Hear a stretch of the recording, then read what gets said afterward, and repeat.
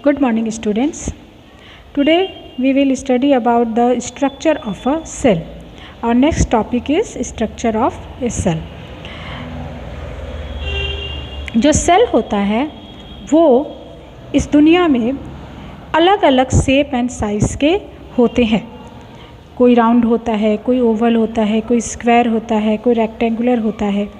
भले ही किसी भी सेल का शेप अलग अलग हो, स्ट्रक्चर अलग अलग हो, पर उनका जो इंटरनल स्ट्रक्चर है, चाहे वो प्लांट सेल का हो चाहे एनिमल सेल का, वो लगभग एक जैसा ही होता है। आप किसी भी एक सेल को, चाहे वो प्लांट सेल हो या एनिमल सेल हो, अगर आप उसके बारे में स्टडी कीजिएगा तो हम लोग किसी भी सेल को 3 पार्ट में डिवाइड कर सकते हैं। पहला है सेल मेम्ब्रेन, दूसरा है साइटोप्लाज्म और तीसरा है न्यूक्लियस। डायग्राम में अगर आप देखिए तो किसी भी सेल को अगर आप स्टडी कीजिएगा तो ये बाहर से इसके चारों तरफ एक पतला लेयर होता है। इस लेयर को हम कहते हैं सेल मेम्ब्रेन, और इसके बीच में एक होता है, इसको हम लोग कहते हैं न्यूक्लियस।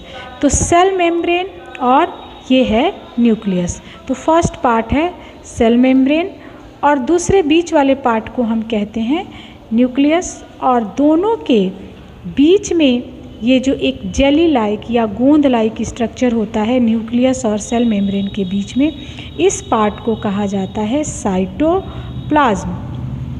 तो किसी भी सेल को 3 भाग में हम डिवाइड करते हैं, cell membrane, cytoplasm and nucleus.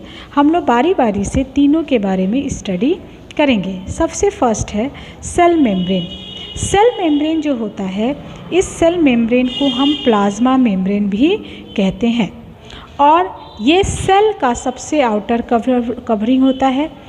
कोई भी सेल मेम्ब्रेन एक सेल को दूसरे सेल से सेपरेट करता है। क्यों? क्योंकि सेल मेम्ब्रेन जो होता है ये सेल को कवर करता है, तो क्या होता है कि एक सेल से दूसरे सेल से इसको अलग करने का काम करता है। इसके अलावा ये किसी भी सेल को एक उसका शेप देता है, साइज़ देता है। अगर सेल मेम्ब्रेन ओवल शेप में होगा तो सेल भी ओवल शेप में होगा, और अगर सेल मेम्ब्रेन राउंड शेप में होगा तो सेल भी राउंड शेप का होगा।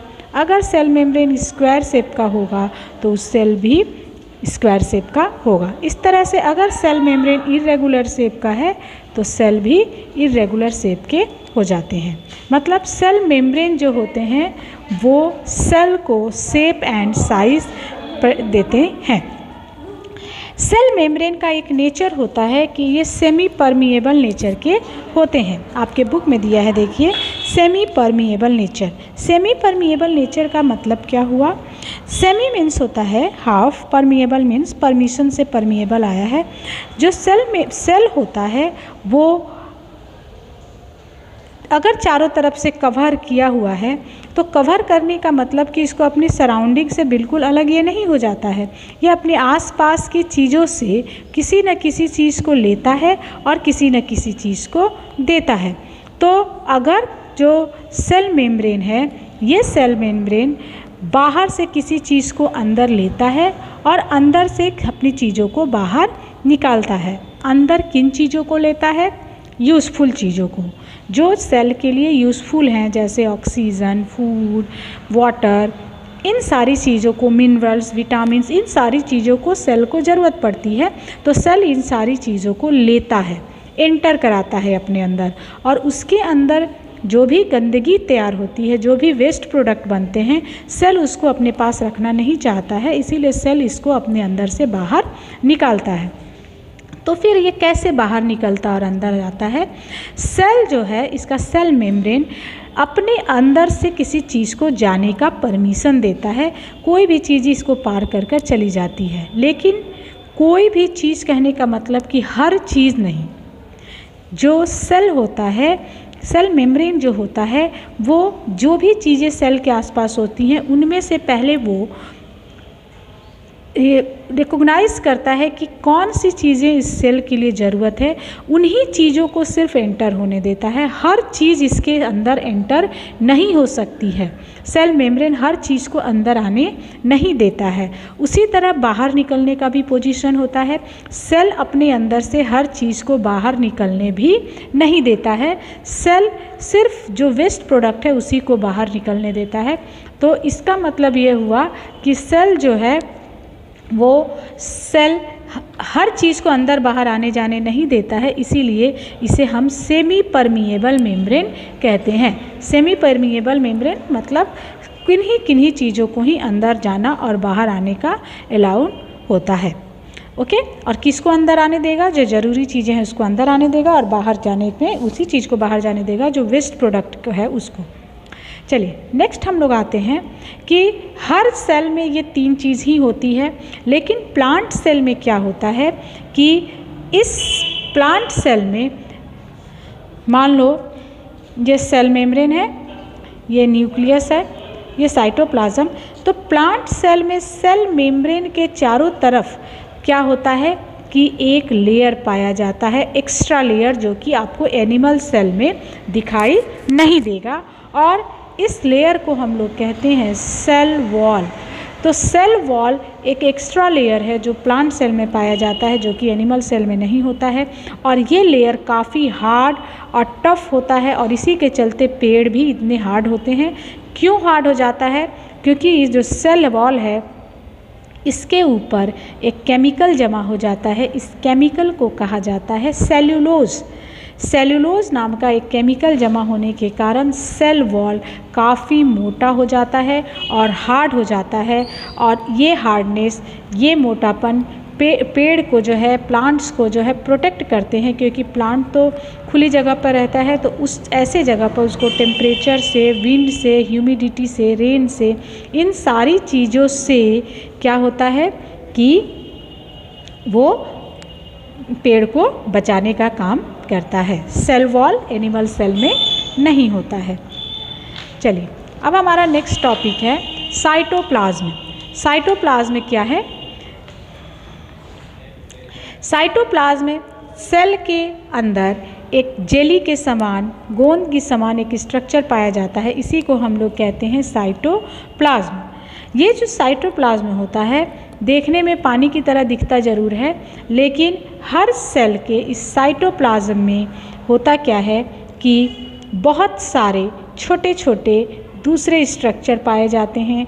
कोई इस तरह का रॉड शेप का होता है, कोई राउंड शेप का होता है, और ये सारी चीज़ें आपको इलेक्ट्रॉनिक माइक्रोस्कोप पर देखने पर बहुत क्लियरली दिखाई देती हैं।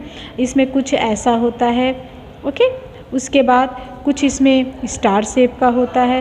तो इस तरह से इसमें आपको बहुत सी सारी चीज़ें दिखाई देंगी, और इसीलिए इसको हम लोग, ये जो सेल के अंदर चूँकि पाया जाता है, इसीलिए इसको हम लोग कहते हैं सेल ऑर्गेनेल्स। सेल के साइटोप्लाज्म में जो स्ट्रक्चर, सब स्ट्रक्चर माने जो मेन स्ट्रक्चर है, उसके अलावा जो दूसरे स्ट्रक्चर पाए जाते हैं उसे हम लोग कहते हैं सेल ऑर्गेनेल्स। और बहुत सारे सेल ऑर्गेनेल्स होते हैं, आपको बारी बारी से सबके बारे में पढ़ना है। आपके बुक में बहुत सारे सेल ऑर्गेनेल्स के बारे में दिया हुआ है। ये जो सेल ऑर्गेनेल्स होते हैं इनका अपना स्पेसिफिक फंक्शन होता है। हर सेल ऑर्गेनेल्स का अपना एक पर्टिकुलर फंक्शन होता है जिसे पूरा करना वो करते हैं। इनमें से अगर एक भी एब्सेंट रहा तो हमारी बॉडी का काम जो है वो परफॉर्म नहीं होगा। आपके बुक में जो कुछ दिए गए हैं उसमें सबसे फर्स्ट है माइटोकॉन्ड्रिया। माइटोकॉन्ड्रिया क्या है? देखिए, सेल के अंदर रॉड शेप का इस तरह से बहुत सारे स्ट्रक्चर पाया जाता है, इसे ही हम लोग कहते हैं माइटोकॉन्ड्रिया। ये माइटोकॉन्ड्रिया प्लांट सेल और एनिमल सेल दोनों में होता है, और ये माइटोकॉन्ड्रिया बहुत सारे होते हैं, एक दो नहीं होते हैं, कई सारे होते हैं। साइटोप्लाज्म में ये पाए जाते हैं। ओके, माइटोकॉन्ड्रिया का काम क्या है? माइटोकॉन्ड्रिया, आप जो खाना खाते हैं वो जब डाइजेस्ट होता है तो उसमें से जो एनर्जी निकलती है उसको अपने अंदर स्टोर करने का काम करता है। ये फूड को बर्न करके, उसको ऑक्सीडाइज करके उसमें से एनर्जी को रिलीज़ करता है माइटोकॉन्ड्रिया, और उस एनर्जी को अपने अंदर स्टोर कर लेता है, जमा कर लेता है, और जब जब आपको एनर्जी की ज़रूरत होती है तब तब ये आपको एनर्जी सप्लाई करता है। और इसीलिए इसे हम power house of the cell कहते हैं। Power house of the cell, चूँकि वह आपको पावर देता है, एनर्जी देता है for performing your functions, that's why it is called the power house of the cell. Okay बेटा, तो आज हम लोग माइटोकॉन्ड्रिया तक ही स्टडी किए हैं। नेक्स्ट क्लास में हम लोग वैक्यूल्स के बारे में भी पढ़ेंगे। ओके, तो आप लोग यहाँ तक स्टडी करके रखिएगा। चलिए आज के लिए इतना ही। थैंक यू बेटा, बाय।